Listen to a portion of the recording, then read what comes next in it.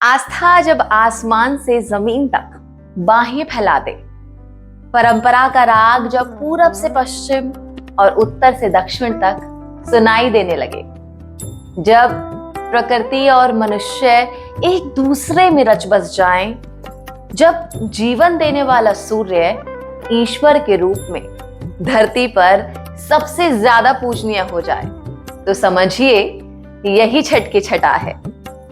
नदियों की रेतीली जमीन से लेकर तालाब के किनारे सजे धजे घाटों तक छठ की जो छठा है वो देखते ही बन रही है। परंपरा और संस्कृति की सौंधी खुशबू के इस महापर्व की अब ना तो कोई सीमा है और ना ही कोई भूगोल है। बस इतना समझिए कि छठ ने अपने अलौकिकता और मान्यताओं से देश के कोने कोने को अपने रंग में रंग लिया है। छठ त्योहार भी है और तपस्या भी। छठ वो लोक पर्व है जिसको लेकर मान्यताओं और कथाओं का अनंत आकाश है। उगते सूर्य से लेकर डूबते सूर्य की उपासना का ये पर्व अपनी अलौकिकता की कहानी खुद कहता है। छठ के महापर्व से जुड़ी तमाम मान्यताओं का सार अगर कुछ है तो वो है लोक कल्याण। कहते हैं कि लंका विजय के बाद राम राज्य की स्थापना के दिन कार्तिक शुक्ल षष्ठी को भगवान श्री राम और माता सीता ने सूर्य की आराधना की थी और उपवास किया था। भगवान राम और सीता ने कार्तिक की सप्तमी को सूर्योदय के समय पुनः अनुष्ठान कर सूर्यदेव से आशीर्वाद प्राप्त किया था। तब से छठ पर सूर्य के उपासना की ये जो परंपरा है ये आज तक चली आ रही है। कुछ मान्यताओं के मुताबिक छठ पर्व की शुरुआत महाभारत काल में हुई थी। ऐसा कहा जाता है कि सबसे पहले सूर्य पुत्र कर्ण ने सूर्यदेव की पूजा शुरू की। कर्ण सूर्य पुत्र भी थे और सूर्यदेव के वो परम भक्त भी थे। कर्ण घंटों तक कमर तक पानी में खड़े होकर सूर्य को अर्घ देते थे। ये कहते हैं कि तब से लेकर आज तक सूर्य को अर्घ देने की जो परंपरा है ये चली आ रही है। सूर्य की कृपा से कर्ण जो है वो महायोद्धा बन गए थे।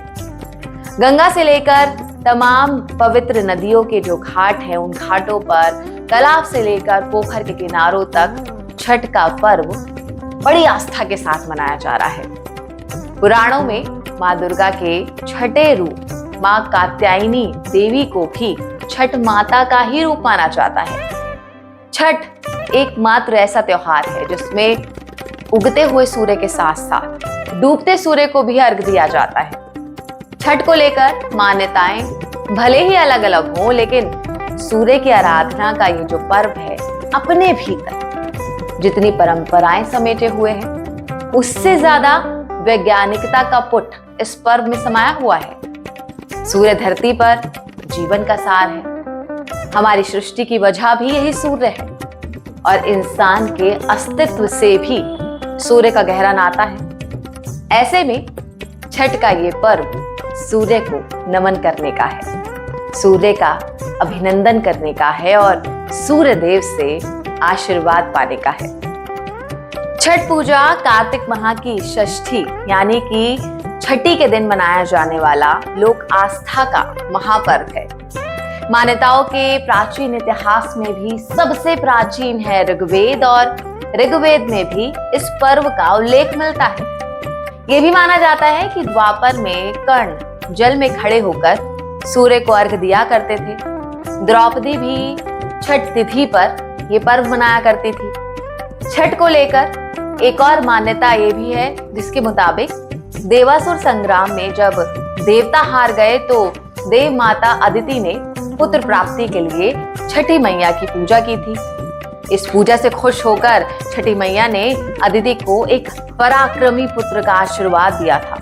उसके बाद छठी मैया के दिए उसी पुत्र ने देवताओं को विजय दिलाई थी। युग बदले, सदियां बदली, शताब्दियां बदली, दशक बदले, लेकिन सूर्य उपासना और प्रकृति की पूजा के इस पर्व की मान्यताएं नहीं बदली। छठी मैया के साथ सूर्य देवता की उपासना तो की ही जाती है, लेकिन उनकी जो पत्नियां हैं, उषा यानी कि उदय की देवी और प्रत्यूषा यानी कि अस्त की देवी, उनको भी अर्घ देने की मान्यता है।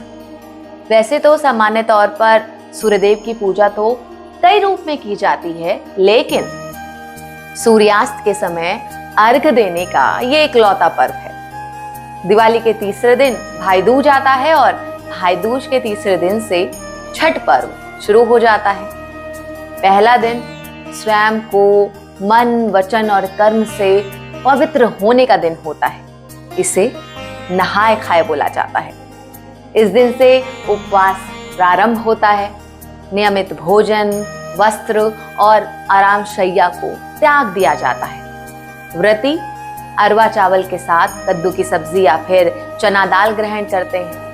बिस्तर जमीन पर लगाया जाता है और कपड़े एकदम सादा पहने जाते हैं। इस दिन से 36 घंटों के कठोर व्रत का संकल्प शुरू होता है। सुबह से ना अन्न ना जल, पूर्ण उपवास की मुद्रा में व्रती खरना के दिन के प्रसाद को खुद तैयार करते हैं। जो बात सबसे जरूरी है वो है पवित्रता। मिट्टी के चूल्हे पर आम की लकड़ियों की आंच में धीमे धीमे गुड़, दूध, चावल की खीर पकाई जाती है और व्रत का संकल्प मजबूत होता जाता है। व्रत घर का एक सदस्य रखता है, लेकिन धीरे धीरे उसकी अलौकिकता पूरे परिवार के लिए श्रद्धा का केंद्र बन जाती है। जो कोई व्रती की किसी भी रूप में नियमों के अनुसार सहायता करता है, वो भी पुण्य का भागीदार बनता है।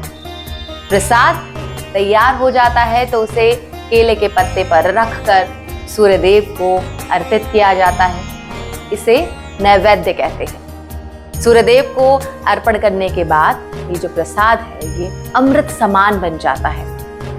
सामान्य रूप में सूर्यदेव को साक्षात रूप में पूजने के लिए ही छठ पर्व मनाया जाता है, पर कई लोग जो हैं वो मनौती मांगते हैं या फिर किसी खास कारण से ये व्रत रखते हैं। प्रसाद उसी क्रम में अर्पित किया जाता है, लेकिन अगर बिना किसी मन्नत के सिर्फ उपासना के लिए ये व्रत रखा गया है तो कम से कम 2 नैवेद्य अर्पित किए जाते हैं। व्रती जब प्रसाद को ग्रहण कर लेती है तब उसे घर के अन्य सदस्यों में बांटा जाता है। प्रसाद वितरण और ग्रहण के पश्चात व्रत का और कठिन चरण शुरू हो जाता है, निर्जला व्रत का चरण, जो कि अगले दिन शाम को सूर्यास्त के समय अर्घ्य देने के समय भी जारी रहता है और ये समाप्त होता है तीसरे दिन सूर्योदय के अर्घ के बाद।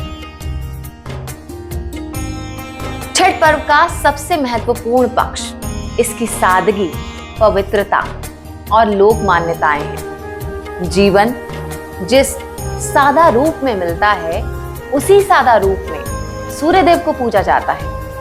पर्यावरण को सांस देने के लिए शुक्रिया कहने का त्योहार ये है और इसमें कोई ऊंच नीच नहीं होती, कोई अमीर गरीबी नहीं होती, कोई धार्मिक बाध्यताएं नहीं होती। राजा हो या रंक, सब बराबर। खरना के अगले दिन व्रतियों को नंगे पांव गंगा की लहरों में उतरना होता है।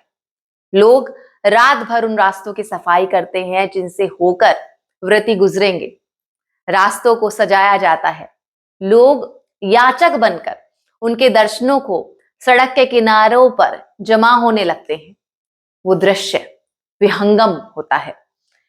बिहार की सीमाओं से निकलकर छठ पूजा का उल्लास भारत के अन्य हिस्सों में भी समान रूप से मनाया जाता है। बिहार, झारखंड, उत्तर प्रदेश, दिल्ली, मुंबई के साथ साथ कई स्थानों पर छठ हिंदू मान्यताओं का उद्घोष करता अपना विस्तार ले रहा है।